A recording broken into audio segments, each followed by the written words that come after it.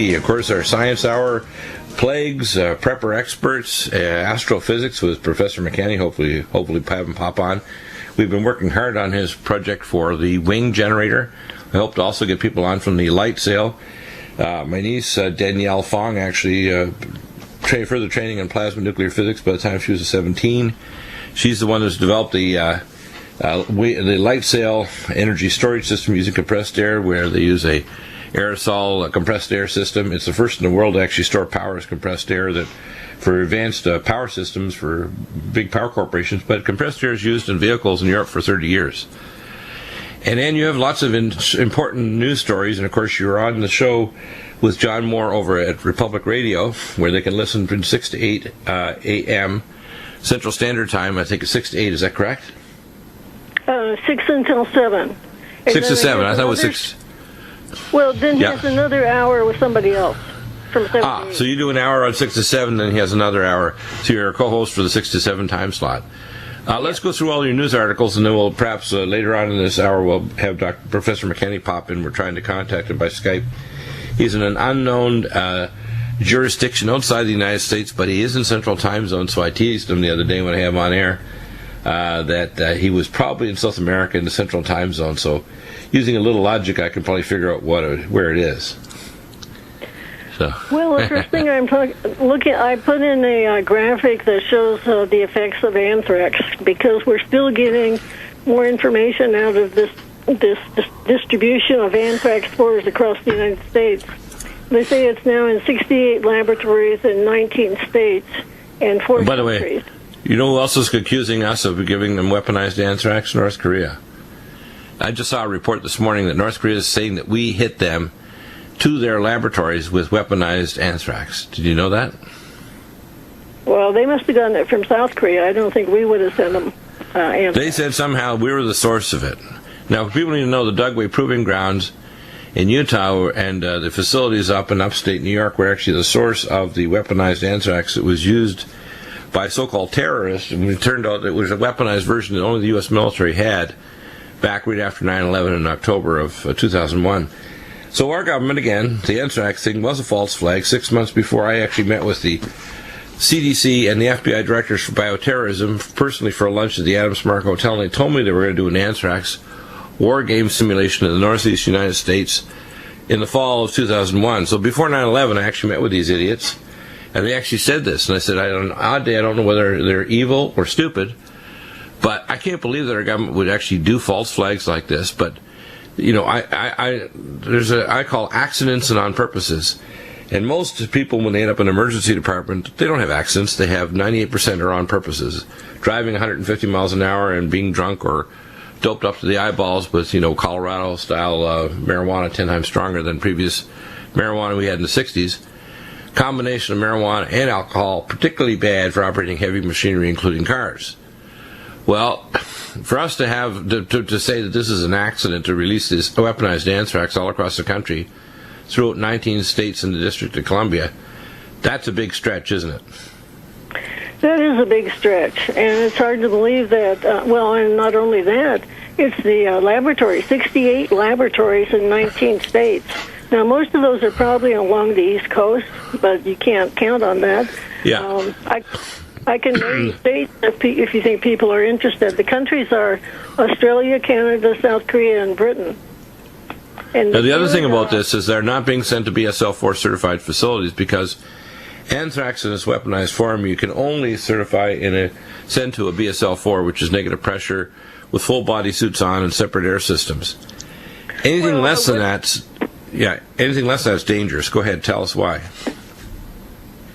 Well, they shipped them in aqueous solution. They were in water, and they thought that it was that they were deactivated, and so they sent them to laboratories that have no BSL rating at all. And it was just the laboratories did their incoming receiving inspection, and when they did that, they put them in petri dishes and grew them on a medium, and the anthrax spores germinated. And so then you don't have an aqueous solution, you have an airborne anthrax bacteria. Right. And these laboratories were in no way qualified to handle this kind of exposure to anthrax. Now, I'll just give you a war game simulation we did back in 1997, part of Operation Top Off in Dark Winter, with the federal CDC, Centers for Disease Control, and the CIA Special Ops Division. And I was the point man under Reserve Admiral Hughes, so I know about it intimately. We had a sprayer at a second-floor window in the 17th Avenue area where the downtown skyscrapers are. And then we simulate by sending out hazmat officers and military personnel to the local large hospitals, St. Joe's, Presbyterian, St. Luke's, etc. And we tried to see if we would have them present with telling the symptoms to their emergency doctor and intake nurse, what the bioweapon was, or radiological weapon, what the interventions were necessary, and what kind of isolation was required in order to protect their health personnel in the emergency department where they're coming in, and also make sure they get intervention so they didn't die, and have reverse protection in a proper facility or room where they had, all UV curtains and negative pressure and all the other things to protect the public and them from spreading it throughout the hospital. If you got a weaponized anthrax, by the way, we had calculated out that everybody we notified in all the hospitals couldn't identify it, and it would spread very quickly because not just the primary people exposed to the weaponized anthrax spores that were spread out the second-floor window sprayer, but anybody in contact with somebody that coughed and the 200-mile-an-hour spread for 40 feet, if you got anthrax, it had a 100% case fatality rate, but you would spread it to many other people before you'd expire. And the problem is a real weaponized anthrax thing could cause a massive super plague real quick, because anthrax is even more spreadable, and if you want to call it, the weaponized anthrax is even more spreadable than swine or avian flu. So if you had one person, say, arrive at Denver International Airport with anthrax, or a major airport like O'Hare, they could spread to 200 or 300 people, and those 200 or 300 people could spread to tens of thousands in 48 to 72 hours. You could have an incredible fast spread of something incredibly dangerous. And I don't think people grasp that this accident is part of the chaos masters of our government, which has got off-the-shelf hundreds of bioweapons, and anthrax is one of the nastiest. And the fact that they sent this out to non-BSL labs is beyond obscene. It shows it's not level of incompetence. This is a level of purposeful evil to actually start a super plague, because Obama and the powers that be behind him want martial law. They don't want a 2016 election, because there's enough parties, even in the Democratic Party, they don't like the direction of the Democrats. There's enough people in the Republican Party that don't like the neo-Nazis, I call it. Like Jeb Bush. Mm-hmm. So we could have an actual real election, and the danger is the globalists don't want that. They want chaos, martial law, and that's why Jade Helm is a purposeful plan.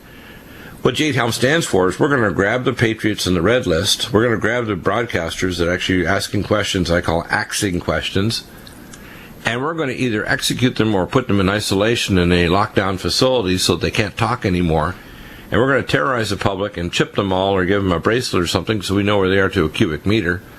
And people say they're just playing. No, they're not. If a major bioweapon is released or the power is knocked out, which, by the way, I was told, because I work with these guys in the federal government, the very first thing that they're going to do when a bioweapon is released is they, not the Xinjiang Blue Army in China or the Iranians or Russians, they will shut off the power.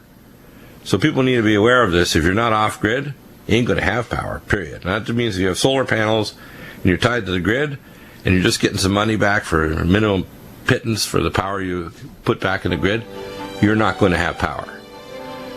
So that's what the reality is. Some of those people with grid-tied systems are looking now to separate them from the grid. Yeah, you need to get either batteries for this light sail system for power storage. Better still is the wing generator.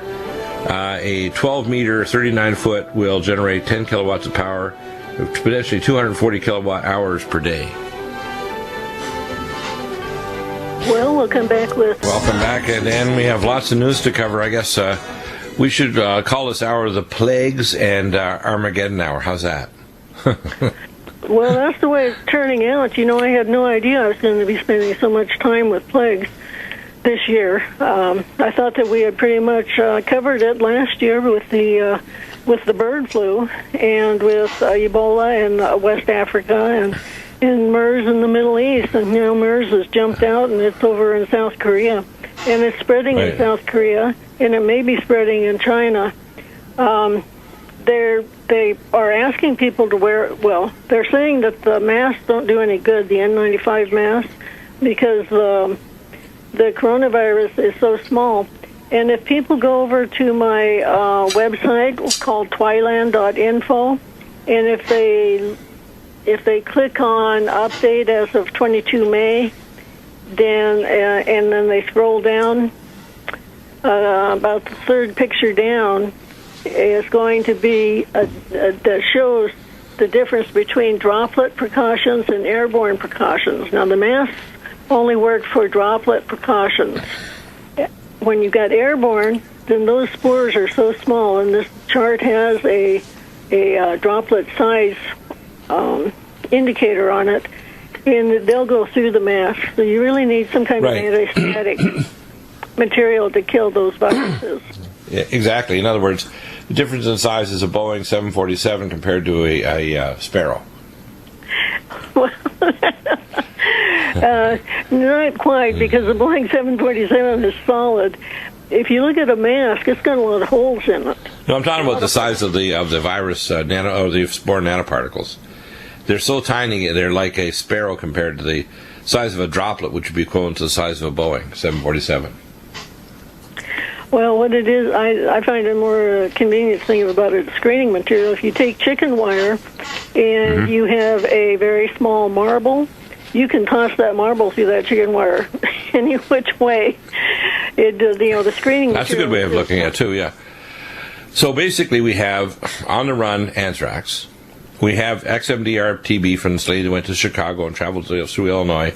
She ended up being taken by a biocontainment vehicle to Maryland, and they won't tell us, and this is bad news, what's happening to her happened.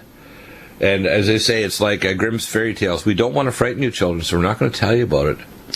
Just hold your bunny and your teddy close to your nose and go back to sleep, people. Don't worry, be happy, like Bobby McFerrin's song.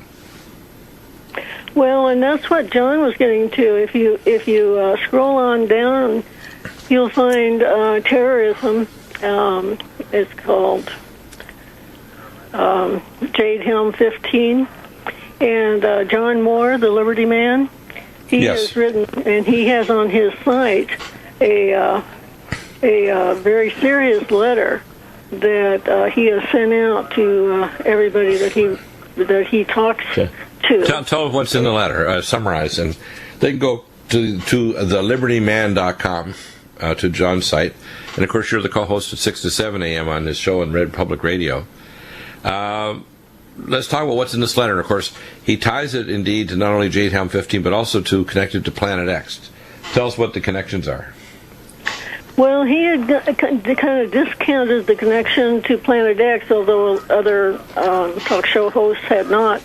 But he said as of today, which was yesterday, that's all changed. He has intelligence from a private trusted source that Jade Helm 15 is indeed connected to Planet X.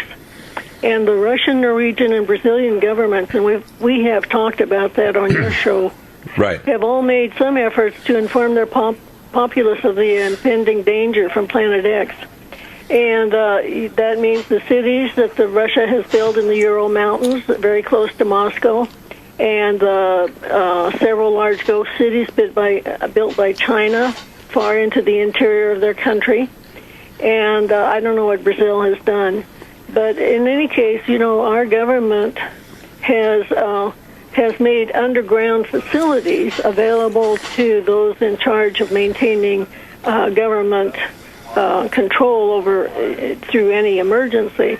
And these are underground bunkers, and people are being underground cities, average 4.5 to around 7/8 cubic miles in size. Most of them in dormant magma domes, but also matrix cities created by tunneling back and forth and creating a matrix. By the mid-90s, there were 137. They were building one new one every 6 weeks at cost of trillions and trillions of dollars. So what's happening is they continue to do this. They have maglev tunnels connecting them all over the place, all over the world. And people need to understand that we are detecting gravity waves coming in from deep space that are increasing volcanism and earthquakes and screwing up our weather, which is why people don't understand, why is the government doing geoengineering of the climate? They're doing it because they know the gravity waves are going to screw up the plasma. So right now in the upper atmosphere, gravity waves are causing what's called energizing of plasma to create giant tubes of plasma that, when they collapse, they create trumpet-like sounds in the upper atmosphere. So all over the planet, you're hearing trumpet sounds like they're right out of the book of the Bible, caused by gravity waves coming in from deep space. We have our SPT South Pole Telescope that's monitoring it from Antarctica, from McMurdo Bay. We have Chandra X-ray Telescope. This is looking in deep space. There is no object like Marshall Masters. We talked about this the other day with Professor McCanney, and he was very non-committal. And I understand that, non-committal in terms of saying, I'm not going to commit to a specific timeline or whatever. But I'm going to tell you, neither do I know. But I can tell you that since March 11th, 2011, there's been a 500% increase in not only in the Japanese area of level 5 earthquakes or higher, there's a 500% increase in all levels of earthquakes of all kinds, including over Richter scale 8 or 9, all over the world. And that means something big in space. And the major danger, and this is what McCanney said in the past, because he's got it in his books, is that lithospheric disjunction, where the crust of the Earth starts to slide slowly on the mantle. And it doesn't have to slide fast. It can slide at the speed of a senior citizen with a limp, walking at 1.3 to 1.6 miles per hour over 2 months, would move the crust of the Earth 1,200 miles.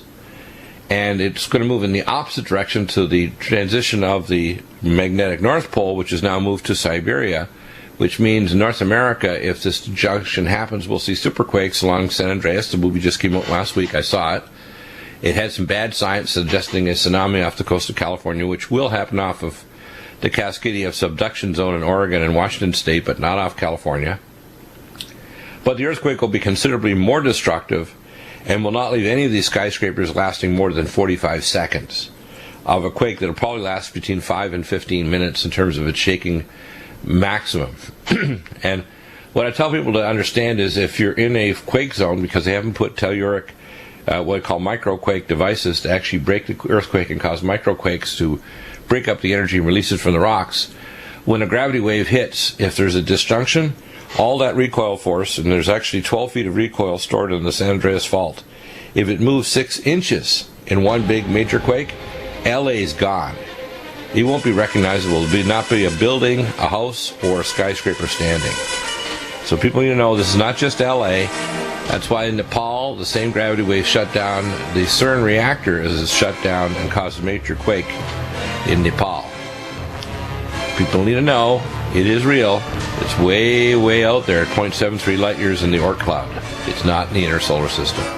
Welcome back, and Professor McCanney, I tried to explain some plasma physics, and I know John Morris brought out this new classified document. I know, having firsthand taken care of employees working at McMurdo Bay in the Antarctic, Pi meson scope, deep telescopes for deep space observation, including Chandra, SOHO, and the Chandra X-ray telescope, that they have been watching since the research over 100 years ago by the Danish astronomer Tycho Brahe of the perturbations of the orbits of Uranus and Neptune, that there are deep space objects, and it's not just one, it's a whole army of different objects, from dwarf stars to large planetoid objects, which Velikovsky and Einstein collaborated on and indicated that Venus, in fact, was a captured super comet, a very large comet, planet size, the size of planet Earth, that all of the signatures of its planet orbital rotation, its everything, indicates that it was a relatively recent addition to our solar system.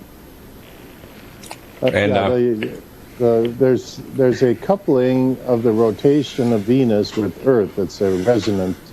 As the Venus turns around, it has a resonant frequency with the rotation, and it's only explainable if they had a close gravitational coupling recently, because those would not last very long. Right, the gravitational couplings, that's what's called harmonic gravity waves that resonate back and forth like two tuning forks across time-space, right? Well, and the fact that Venus shows the same side to Earth in a cyclic basis indicates that, in fact, they had been gravitationally close together, very close together in recent times, because those couplings would not last for very long. They would now. Get out of one of the things we've talked about, without setting dates, whatever, we know that jade helm is what I call predictive programming. People need to realize it's not just to sensitize the public or to scare us. It's to see the response of the public in Texas, which is the most patriot state, and input this into a supercomputer system to predict human behavior. They started this research in the 60s at Stanford. They continued it across from UC Irvine, right across the United States, to Champaign, Illinois, and all the way through to the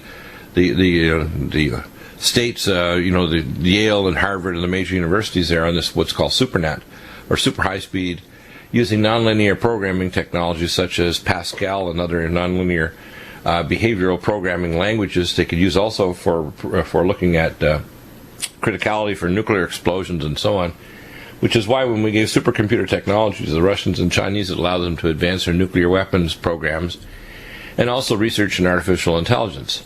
So what people should understand is, I don't have dates, but I can tell you, even if this thing is in deep space and over 100 years ago it perturbated the orbits of Neptune and Jupiter, and Neptune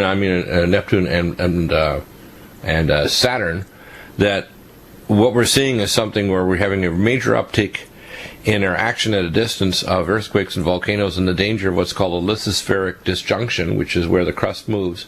This is how the Ural Mountains were created. This is how the Altipano Plateau in South America. This is how the highlands and the mountains of Nepal were created, when two giant crustal areas crunched together over a period of just months and years, not thousands of years, millennia, or millions. It occurred over months and years, not millennia or millions of years. It occurred very quickly, didn't it?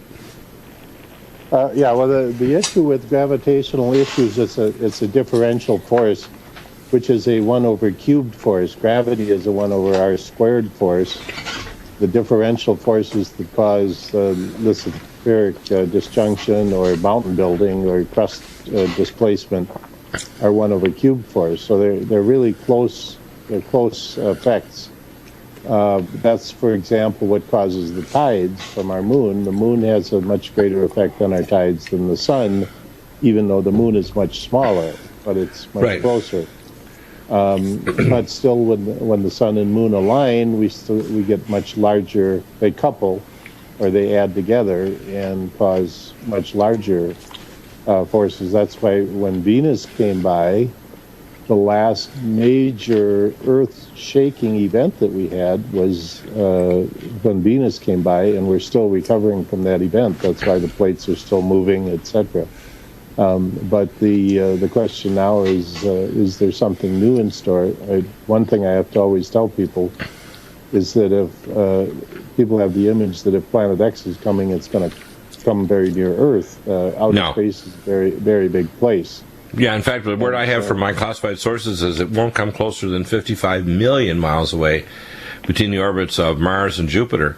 But that's close enough, especially if there's planetary alignment, to cause what's called a coupling effect on the gravity waves that could cause a major disjunction of the lithosphere and the crust. And so people need to realize the globalists are running around scurrying like lemmings. Oh my God, it's happening.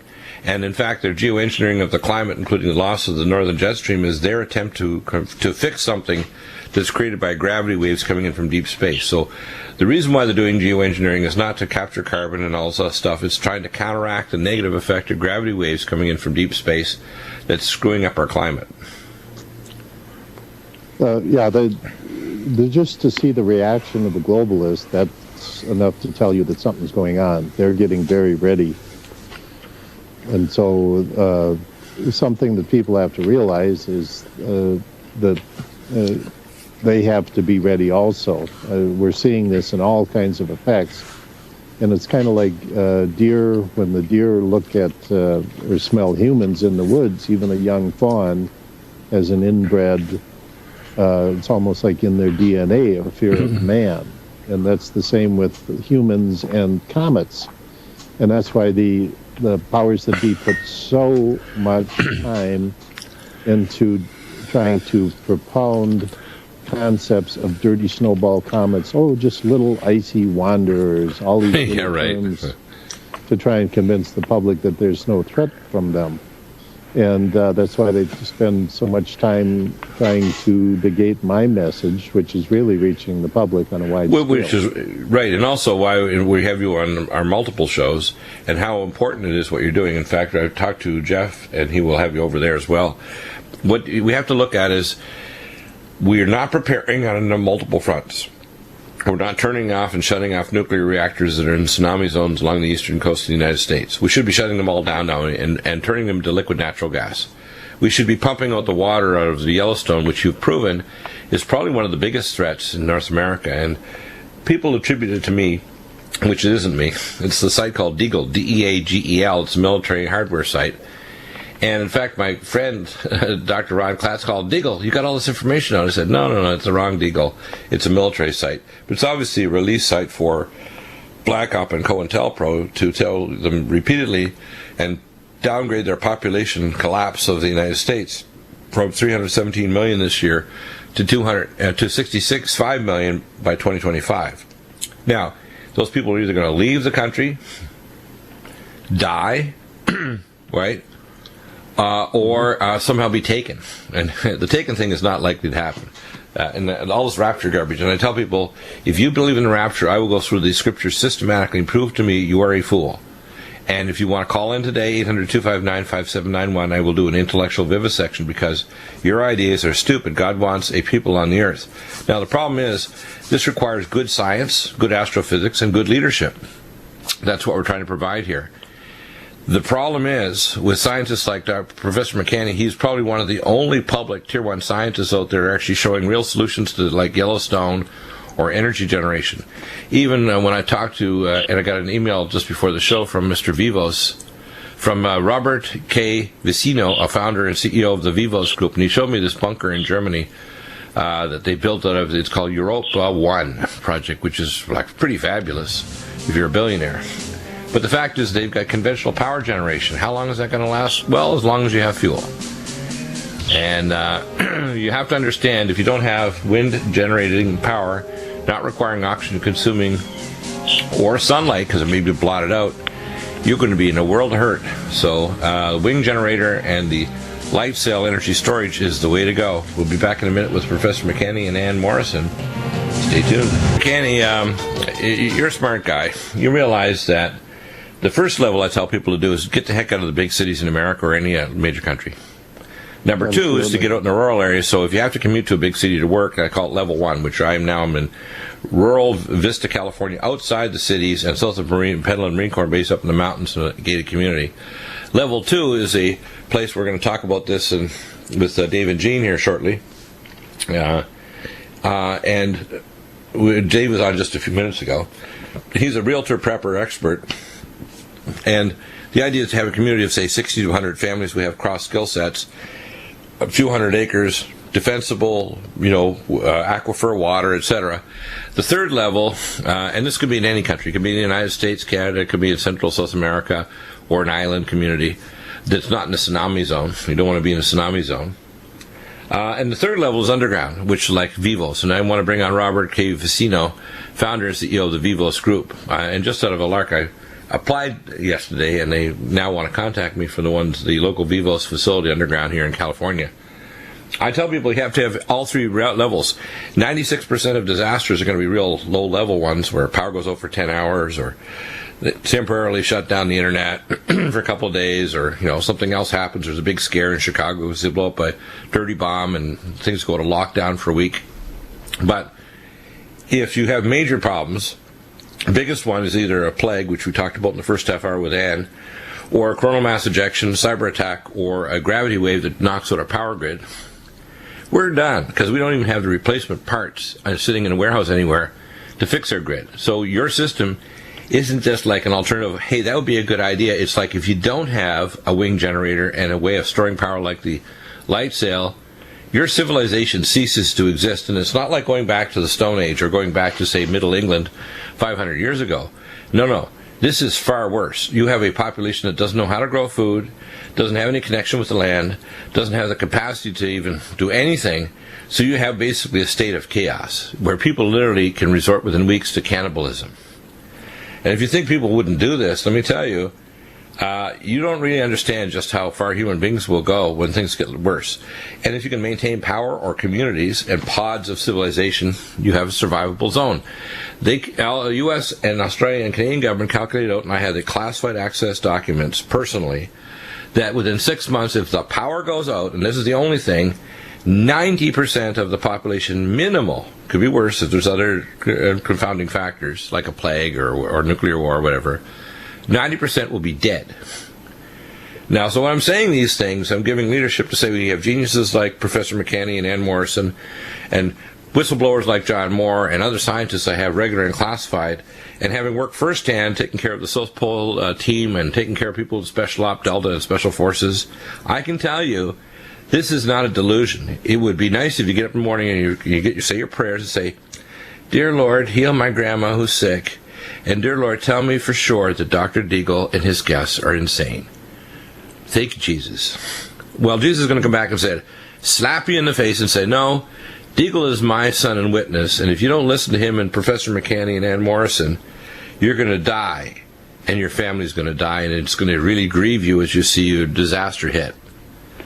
Professor McCanney, Bill, just wanted to mention that there's a number of phases as far as people preparing, but once things happen, for the first week to 2 weeks, you cannot leave where you're at. Right. Nobody in your group can leave.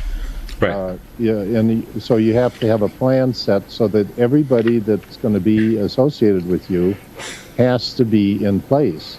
You can't go across town to get Aunt Molly, who's, didn't quite make it or whatever. You cannot leave. You have to stay in place, yeah. Simply the way it is. There's going to be a time window, in other words, you're saying, between disaster striking when you can get Aunt Molly in a couple weeks, yeah. And then at the end of what I would say, the 2-month window, I call it, where even if you've come back to your place, let's say in level 1, like my facility here, where my home gated community in Vista, California, where you have to then proceed from there to a level 2 facility, like a multi-home, facility. We have guards and military personnel and protection and all that stuff. And then finally, if things get really nuts, you need to dive to the underground facilities. So there need to be layers. And to be honest with you, level 1 layers will get most disasters, 96%. Level 2 will cover the next 3%. But there's 1% where they're so bad, you're going to have to go underground for days, for months and or years. And I can't tell you how bad it'll get. I can tell you one thing.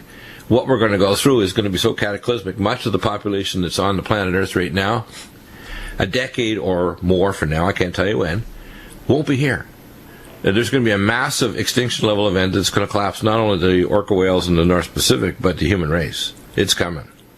Yeah, unfortunately, the human race has missed the window of opportunity to get into outer space. We've watched NASA put onesie-twosies into outer space and go into low Earth orbit, and everybody's supposed to go, gee whiz, isn't that wonderful? No, they've done a parallel space project, but even the colony on Mars is very tiny compared to what it could be. And the terraforming of Mars should have started decades ago. We had to put hundreds and hundreds of thousands of regular people into outer space to get enough gene pool population to continue the human race. And right, but the first step they should have done, number one, is they should have put cities on the moon, because they know that there's water on the moon, and they could have had colonies there. They have a city there for mining only. They have a colony on Mars, but it's literally tiny. And they should have terraformed Mars by starting to, number one, create a magnetosphere, which they could have artificially created around the planet, so it could start to actually hold in an atmosphere, and prevent the Bow-Shock wave from stripping away the atmosphere, and they could start pumping it up by actually creating it, which they could recreate because it was stripped off probably by the passage of Venus or ancient objects before then, because there was evidence that there was an atmosphere there. In fact, they don't want to tell you, but some of the comets coming back from some of the asteroids coming back from Mars that were actually Mars rocks that landed because they were hit by an asteroid, and chunks of rocks landed on the planet Earth. They contained evidence of bacteria and ancient organisms that actually means there was an atmosphere and water there.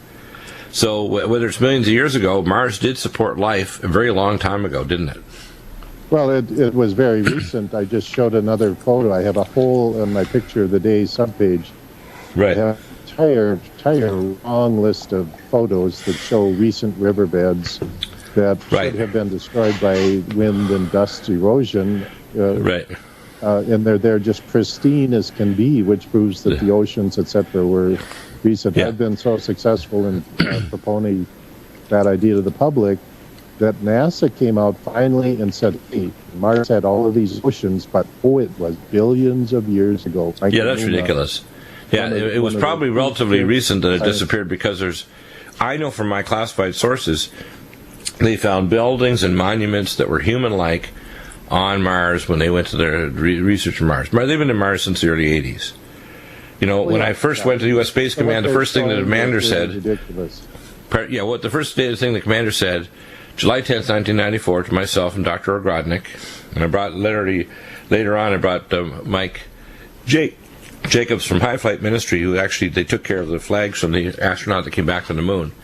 And by the way, he'll admit this too, this astronaut, that we not only have been to Mars and the moon, but literally the head of Space Command said, we control every cubic centimeter of space between here and Mars. And I tried to correct him that it was moon because I thought he was kidding us. And he said, no, and he got real angry with me. He said, this is the come to Jesus talk, so you listen up, Deagle, and shut up. Because I said, I don't want you to freak out when you find out what's really going on, because this is reality zone. This is what's really going on. And the globalists, you see, why they're building underground cities and so on, they don't have any spiritual connection with the Most High God. They think that they can second guess and figure it all out themselves. And there's a lot of unknowns. When they start to geoengineer the weather, they've created, polar vortices that have destroyed our jet stream and caused major superstorms over Texas. They're trying to control the weather, and they're drying everything out. They probably are putting a blocking height to block Fukushima Daiichi rather than fix it, because they act like they can't fix it, which, of course, to be honest with you, they want an extinction level event, and they want chaos, and they want the population running around like lemmings, because they don't want to tell us what they think is going to happen. I mean, what would happen if the United Nations or anybody came out and actually said this, right? People would freak out. Now, it's easy to say Deagle's crazy, or Professor McCanney's crazy, or John Moore. It's not so easy when the weather goes completely nuts and where earthquakes and volcanoes are everywhere, or Yellowstone blows. Somebody's going to say, oh my God, God's not answered my prayers, Deagle's not a nut, and Professor McCanney really is a genius. And Ann is telling the truth. That's what's scary. Scary to find out that everything else is a lie, and this is the truth zone here. Thank you, Ann, and Professor McCanney. We'll have you back soon, of course. And we'll see you next Friday. And Professor McCanney, give me a show. We'll get you back on before then. We have to continue working on our wing generator project. Go to the front page and you'll see Ann's blog, Twyland, and Professor McCanney's wing generator project under announcements.